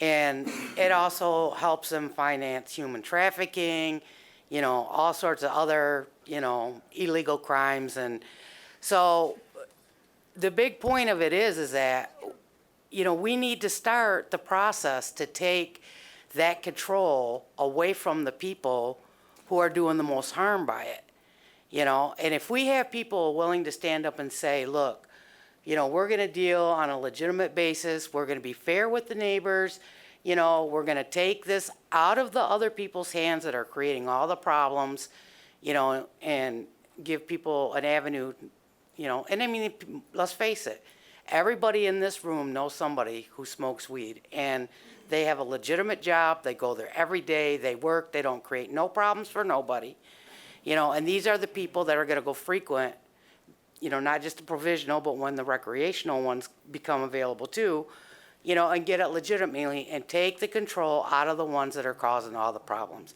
So when these people are in the back of this park selling a little joint like this for $10 that looks like a little piece of paper, that person's taking that money and going down the road and buying himself a bunch of crack, and he's going to come back and he's going to sell that. You know, I'm just saying, or it's going to help him, you know, make his own meth or whatever he wants to do with it. But I think, you know, if people could realize that planting a few seeds, okay, gives people an 80% profit level to go out there and do a whole lot more harm to society than anything that anybody in this room is proposing, then I think we could get a better grasp on it. But that's all I wanted to say. Thank you. All right, others wish to be heard? Hi, my name is Thomas Schofield. I'm a resident of Grand Rapids. I own a house that's, I can leave the door and in 3 minutes walk by one of the facilities proposed here. And I've heard a lot of great comments. It seems like my own sense is that there's strong support from people who will benefit greatly monetarily from these waivers. being allowed. I don't hear residents who live close by wishing strongly for them. That's not to say there aren't exceptions. I basically only want to add that we have, I believe, 6 facilities proposed asking for waivers. And I think that most anyone here can see there's been a difference in the level of planning, the level of scoping how the facility proposed is in relation to a nearby park. I think the commissioners should write some sort of response. As I understand it, what you have before you is a decision to write the Planning Commission, Zoning Commission, with objections or not to their providing waivers. Is that accurate? That is. And it seems to me that not all 6 of these facilities are equally well-planned and well away from some of the concerns of why the ordinance is there in the first place. And that there should be some sort of letter written. I don't know if it's individual letters or if it comes from the commission in general. And it should highlight which ones are more on the fringe, less well-planned, and probably the first ones to say no to a waiver. Thank you. Thank you. Thank you for your input. Any final comments, and then I'm going to close this public hearing. All right, Mr. Miller, you need to come forward. I'm going to finish this up and close. And again, this is about the waivers. Okay. Well, so Millers have been in Grand Rapids continuously since 1879. The marijuana industry, first of all, the state voters were brainwashed. The press, the so-called MLive, 8 papers across southern Michigan, just turned over the front page to marijuana, like they've also done LGBT, and the Tigers. Goodness, the more the Tigers still in the American League. Anyway, the more they lose, they turn over half the sports section of the Tigers, because the press and MLive and whatever they call themselves this week out of Staten Island, that vote was brainwashed. It's still a federal offense. On my place where I live, bizarrely, marijuana is banned, and so I report that, but not smoking. Kindly put vents in our senior facilities. Mine has 80 to cut off marijuana and cigarette smoke. Commissioner Lanier at one time promised, well, she will ban and get smoking, marijuana and smoke banned in facilities like that have 20 or more residents, and that hasn't been done. Second point is, I submitted to you maybe a year and a half ago 2 products, a Lawn Knoll or something like that, or No Law, and I forget the names of it. 2 products work fantastically if you got a burn cutter. If you have a relative, your wife, spouse, kids, or severely burned, are you going to give them marijuana? Absolutely not. The professionals in the hospitals who treat burn victims year after year, week after week, they give them 2 other products which deal with burn pain more than any other. So it's just a whole farce when they're selling marijuana, and it started out as medical, and now it's recreational. And eventually, today came before you. You have to move out to Hudsonville to catch a bus that goes downtown. You know, eventually, because people like me are going to say, "Well, just move out to Hudsonville and get away from the weedy, seedy priorities around here." Many thanks. Bye. Thank you, Mr. Miller. All right, final comment, and then I will close this public hearing. Hi, my name is LaDonna Norman. I've sat back and I've heard both sides, and I'm not sure the perception of marijuana, but it gives you a little euphoric feeling. You can clean up the house, you can get sleepy, or you can eat everything in the refrigerator. I don't believe that it's a gateway to do harder drugs, because marijuana is not for everybody. But I sure would agree with a lot of people like Mr. Price. I have an autoimmune disease. I quit chemo in March. I recently had chemo last month because my body couldn't take it. And I smoked weed. It was better than taking the promethazine. Because what do you do when the medicine they give you to prevent you from getting sick gets you sick, you know? So it does have a lot of pluses, okay? And I think that these dispensaries should be distributed throughout the city to make, so when they do have a revenue, that it could be equally dispersed in that area. And so I think it's a great idea, and I don't think, they probably didn't think it through clearly because it is about money at the end of the day. But I think that when they open, that they'll have provisions to keep their product safe. And with their provisions, it could make the parks a little bit safer because they're going to be under some kind of watch. But on the contrary of the belief, it's not a gateway drug. You don't get a little pinner joint for $10. You get a whole gram. Trust me, I know. I just want to get up here and say that it's not all bad. It does have a lot of good things. And even if they don't open these shops, people are going to smoke weed whether you like it or not. I'd rather have it FDA regulated than not regulated. So I agree with some of the comments, and everybody makes a good point. Thank you. Thank you. Thank you, Ms. Norman. All right, thank you, everyone, for your input on this. I'm going to close this public comment period, and this will be referred back to our committee of the whole. All right, so our last item before us tonight is our open public comment period. So if you're here to speak about any other issue, we'll open up this public comment, this public comment period. Same rules apply. We ask that you share your name, the city that you live in, and we'll give you up to 3 minutes to speak. And please put your name over there on that clipboard. Thank you. And we'll start tonight with Mr. Davis. Thank you. Good evening, Honorable Mayor and City Commissioners. I'm going to waver from my normal agenda a little bit tonight. I have just received notice that the City Planning Commission is considering tearing down the Zagman Funeral Home building and placing a 70 apartment building there in its place. We have another Woda Cooper facility right over here on the Grand River known as Grandview Place. The Grandview Place is not being operated in a place that is in a way that it should be operated. We're having a lot of trouble. The police department can vouch for that. They're there just about every day. And I don't think the management is doing what they should be doing. And I don't think they should be given the opportunity to build another place and run it in the same manner that they're running Grandview Place. And I would like to inform the City Commission that this is coming up and that you'll be aware that a number of the tenants in this building are very, very unhappy with the management and ownership of the facility we live in.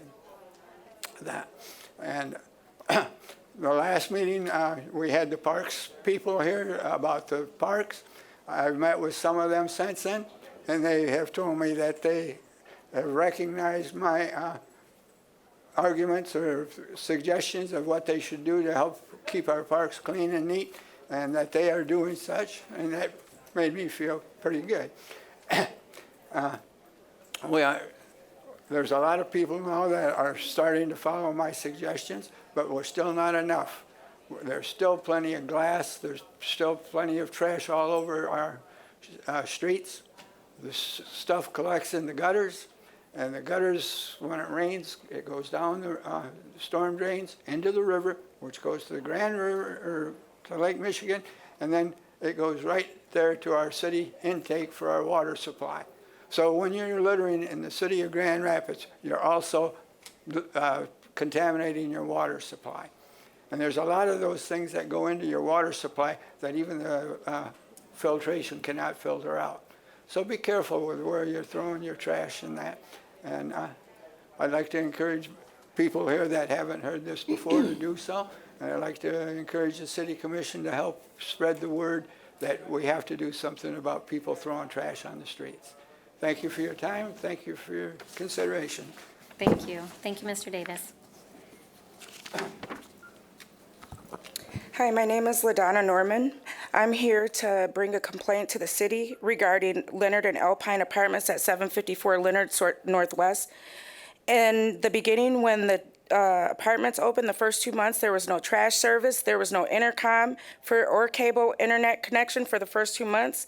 They do not have it. Currently, they don't have an intercom, and so people with disabilities are put in a position to walk down, so it's not easy accessible. There are several people that said the rent was supposed to be at 30%, and a lot of them at 40%, and they're assuring them that it'll change, and I don't understand that. You gave them Brownsville's credit. They have a rent drop box, but they're giving people late fees due to there not being any office staff. And most recently, in the last 3 weeks, they hired Andrew, but he is not there daily to take complaints. There also was allegations that somebody that was mentally ill staying in there had a knife and had a mental episode breakdown, and she was admitted in a Pine Rest as a result of it. And the following day, within not even 24 hours, that her belongings were thrown outside. That's pretty concerning, especially when you have staff going around saying we put that crazy bee out of our facility. So that's kind of concerning to me. Marketplace instead of Craigslist is the new rental place, and I'm still addressing the homelessness. And it states there that there are no guarantees that you'll be contacted back, which I believe that they could use bias and use discriminatory practices by doing that. So that's on Marketplace. So it's very hard still for people to find housing here in Grand Rapids.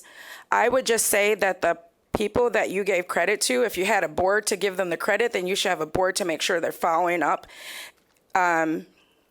These apartments that I just told you about, they are not complete. And the residents there, more than 10 people said that they think they don't have any money to finish it. They just left it as is. There's nobody working on any apartments. So if you can see that Leonard and Alpine Apartments, if you can look into the complaints by the community, it'd be appreciated. And then I have 3 more minutes worth of stuff next meeting to tell you. Thank you. Thank you, Ms. Norman. All right, others who wish to be heard? Hi, welcome. Thank you. My name is Annie Vandenberg. I'm a Grand Rapids resident. I live in the 2nd Ward.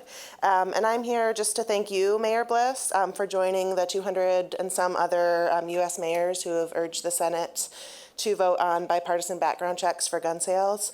I'm sure you've seen the many thank yous from people in Grand Rapids and across the state.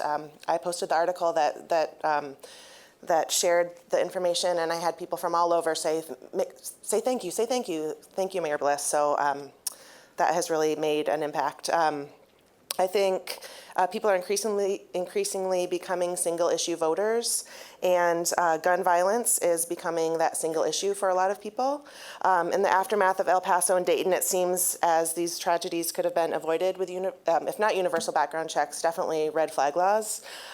So hopefully your advice will be taken and actions will prevent another shooting, like a mass shooting like we had in Grand Rapids, as well as the day-to-day gun violence that is happening in our city every day and taking the lives of many of our Grand Rapids residents. I'm looking forward to hearing, to seeing more movement about these issues locally. I think it's on the minds of a lot of Grand Rapids residents, and I'm looking forward to hear more info, perhaps from the Cure Violence Initiative about gun violence specific to Grand Rapids, so we can understand the scope of gun violence in our own communities and how we can work to prevent it in the future. So thank you so much for your action. Thank you for that feedback.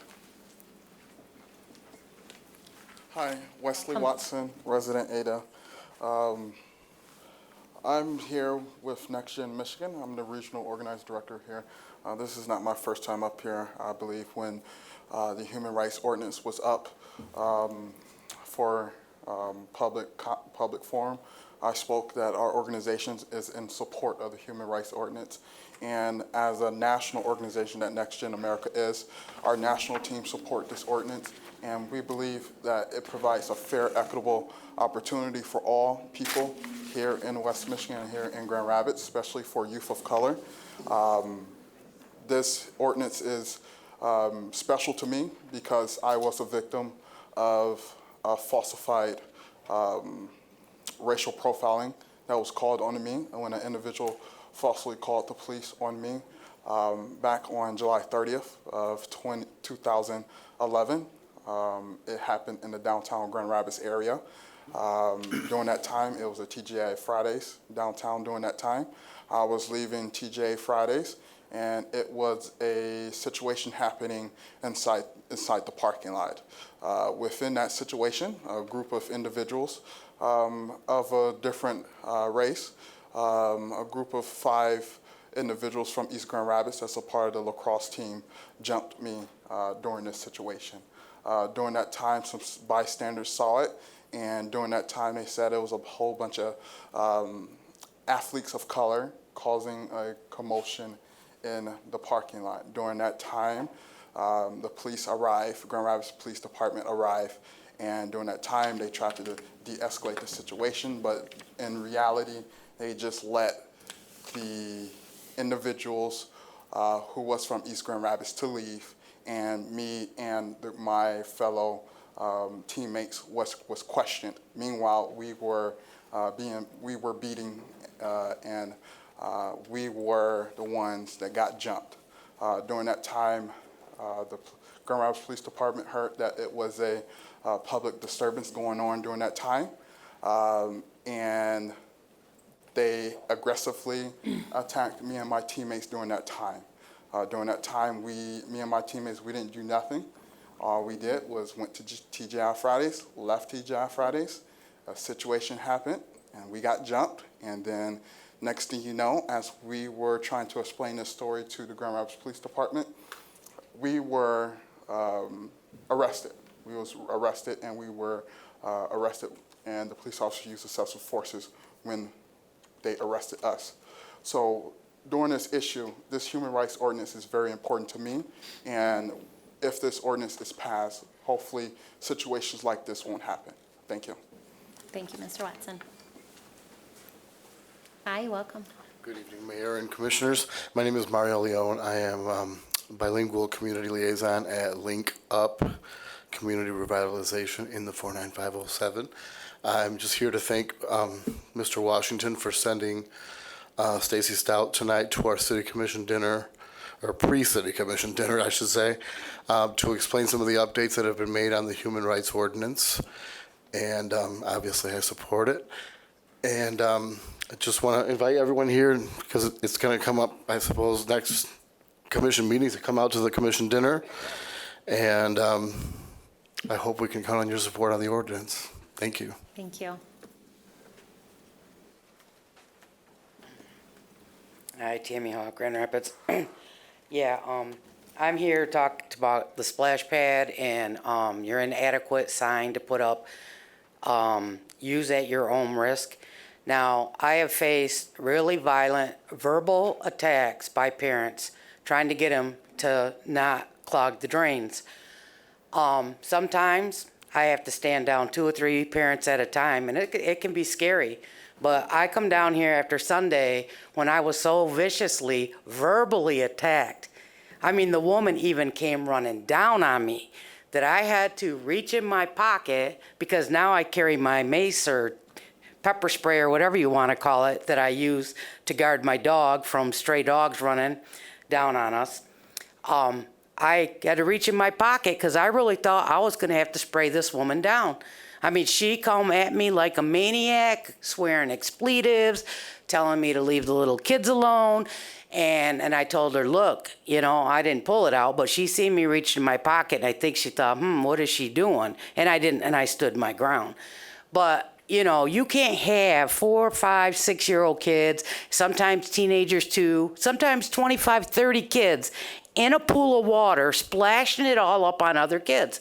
I have a grandson who gets extremely ill, okay? And now if he gets some sort of fecal contamination in his eyes and he has to go on breathing apparatus and fight all this infection and spend 3 weeks in the hospital, I mean, if these parents don't understand, use at your own risk. Now, legally, come on, ask yourself, if a parent is over at the basketball court, sends their child to the splash pad to play, now how's that child supposed to know what use at your own risk is, okay? And what about the 10 or 12-year-old who gets sent to the playground with the kids? How is she supposed to know what the real risk of use at your own risk? You create a problem here. And to say to parents, okay, used by proper procedures and regulations, when you got a screaming maniac, do you think this person's trying to listen to me saying, look, it says, and they go, it don't say nothing there. Some people have a whole different comprehension level. And unless you write a big sign up there and post it, do not clog these drains, it is a public health ordinance or something, they're not going to understand what parents and grandparents like me.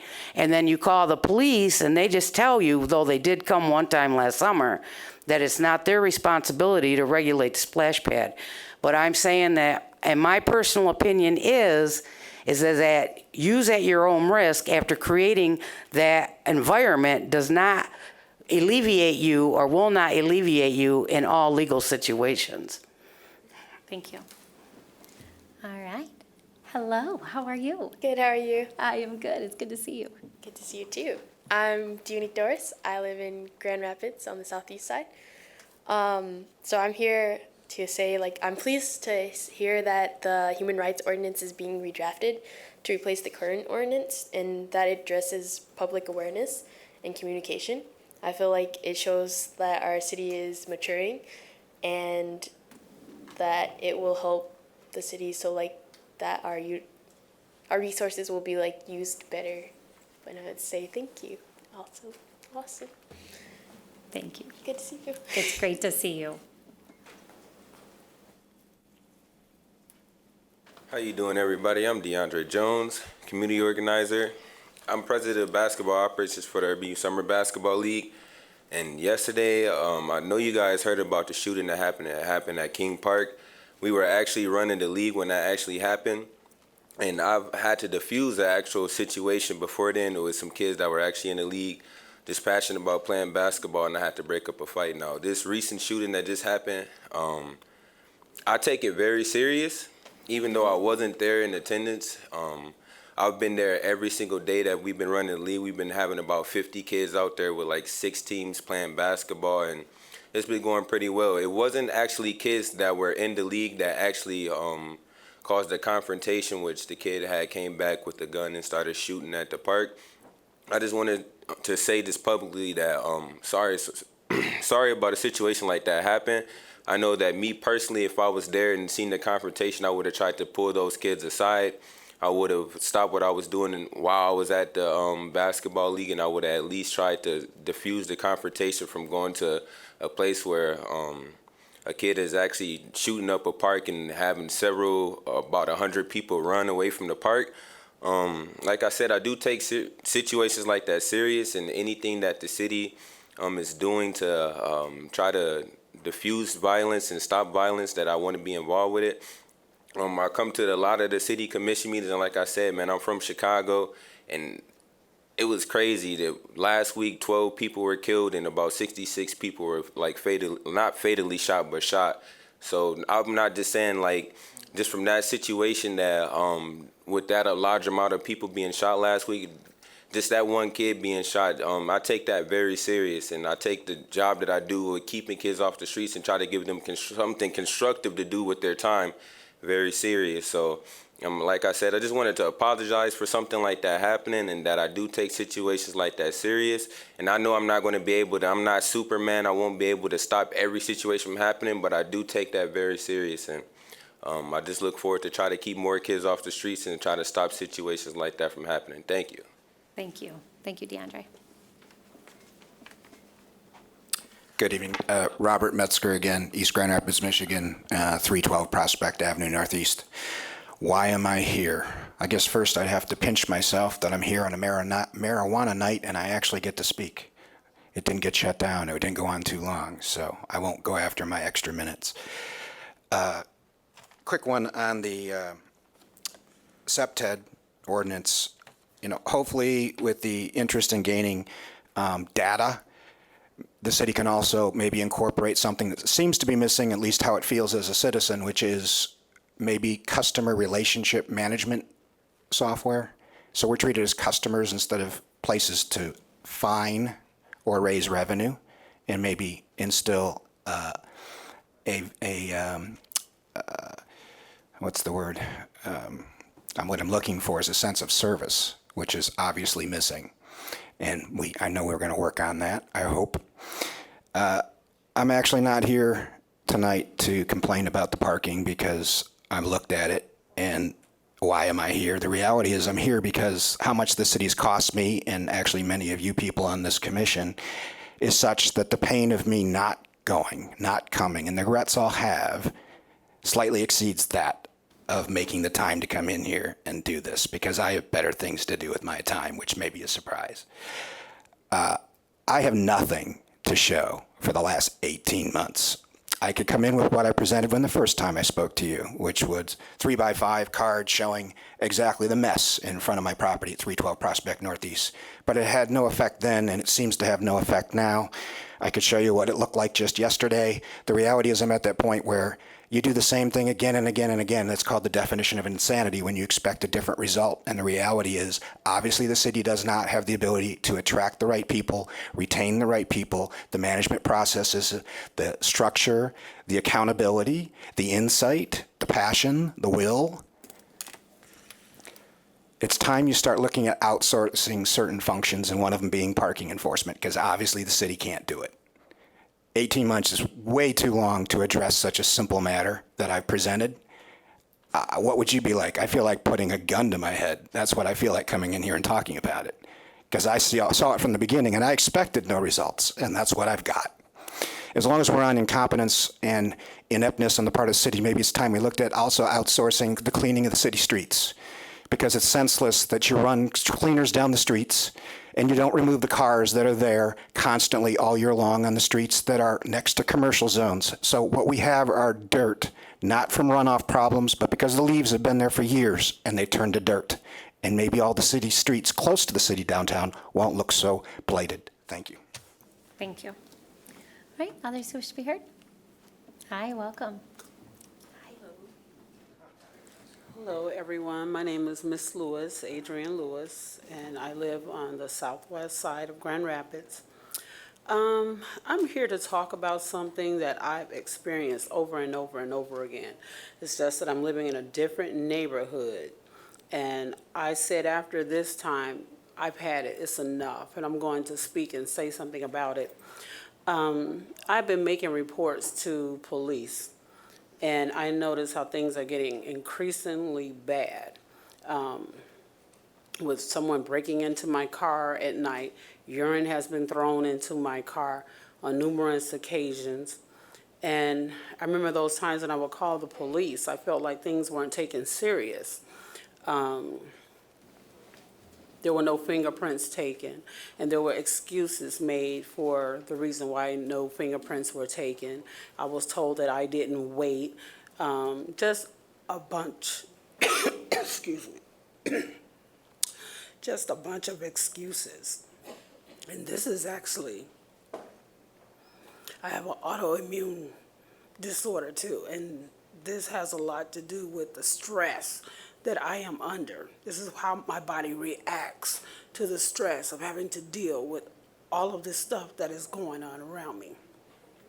And a lot of what is going on has to do with a neighbor who is a felon, who has gun charges, had past gun charges. When the police came this last time, the man was outside calling me every black bee in the book. And he came so far as to come into my yard because I was cleaning my yard. Black bee, you're not this, you're not that. I'm not putting up with that. Something should have been done. I felt like he should have been charged. He was not charged. This man has been racially harassing me for the longest time. I know he's the one that's been breaking into my car and doing a lot of this stuff to me. And I want to know, why is it allowed to continue to happen? Why is this man allowed to continue to harass not only me, but other people in the neighborhood? And he lives there with his mother, and she just allows it, and it's just continuing. And I'm feeling like if I hurt this man, then because of who I am, because like he feels that because his skin is lighter than mine, he can just do whatever he wants to me and no one will challenge it. He already knows this. That's why he felt so comfortable in front of the police saying what he said. Can someone please do something about this situation. Thank you. Thank you. Thank you, Ms. Lewis. All right. I'm going to go ahead and close that public comment period. Oh, all right, perfect timing. So I'm going to close that public comment period. Thank everyone who came up and shared their thoughts with us tonight. And I will turn to my colleagues up here for final comments tonight. And I'll start over here with Commissioner Jones. Thank you, Mayor. I just want to thank all who came out on this evening to talk about the various issues that were before us, and want to again join in saying thank you to all the staff who were involved in the labor negotiations. And I think it's, again, a worthwhile opportunity to celebrate the fact that we were able to get her done. So thank you. Yeah, thank you. Commissioner? All right, Commissioner Park, welcome back. Good to have you back. Yeah, it's good to be back. And I just want to, since I was away, I want to express my congrats to Chief Payne and just say thanks for stepping up in leadership at this time. I also want to give a shout out to all the neighborhood associations. We had an amazing national night out. The police department, the fire department, the neighborhood associations really did an excellent job bringing together a community, and those are the entities that work to keep us safe. Yeah, and it's good to be back talking human rights and parks and streets and SEPTED and marijuana. The list goes on and on. The list goes on. Commissioner? All right, Commissioner Kelly? Just want to say good night and thank you for coming. All right, City Clerk. Just briefly, very successful election last week. We had a good turnout based on absentee voting. So 68% of the voters voted by absentee. I think that's going to be the new world we're in elections with Proposal 3 passing. Other communities like Rochester, they had 81% of their voters turn out by absentee. So the state's aware of it. I'm on an absentee task force with the Secretary of State's office that we're doing deep dives into how we process absentees and does that change some legislative stuff. So I wanted results in earlier. I know all of you were anxiously awaiting, and I had a nice election follow-up with Commissioners Kelly and Lanier to talk about that. And I think we have some solutions going forward, working with Jared and myself in the county. So, and the park resolution is to the park resolution is to the county, and it's on the list of things that to be elected on the November ballot. So we are 98% there. We just have one clearance from the Attorney General's office, but we should be okay. So. Great, thank you, and thank you for your work on getting that done so quickly. Yeah, thanks. City Attorney? City Manager? Thank you, Mayor and Commissioners. I want to thank you for, again, your support and all that you do day in, day out for our community, and particularly, as Commissioner Jones said earlier, for the workforce. I want to thank the negotiating teams, both on the city side and labor side, for the work that they've done. I want to do just a couple things real quickly. One, I think, is it Miss Livingston? Miss Lewis. Lewis, I'm sorry. If we have several members of our police department here, if you'll just visit with one of them afterwards in regards to some of the concerns you presented earlier, they would be able to help you. Secondly, I heard some comments about the shooting that took place in MLK Park, and just wanted to clarify, no gun violence is acceptable, and we certainly have to get to that point where we're able to both prevent and then respond whenever that happens. But just for the sake of clarity, I've confirmed with both the police chief and the parks director that incident did not take place in the city park. It took place certainly around the MLK neighborhood, but not in the park. And I want to confirm that with the police chief. That's correct. Okay. And then lastly, the much broader issue, I too want to share my condolences and sympathy to all of the victims from the mass shootings, both in El Paso and Dayton. And certainly we don't want to ever be in a position to understand what it might feel like when there's a mass incident like that. But my continued hope is that we are not Dayton, we are not El Paso, and even though we have our issues, I don't even attempt to compare our community to those other kind of communities that are experience that level of violence. Thank you, City Manager. And with that, we're adjourned. Have a good night.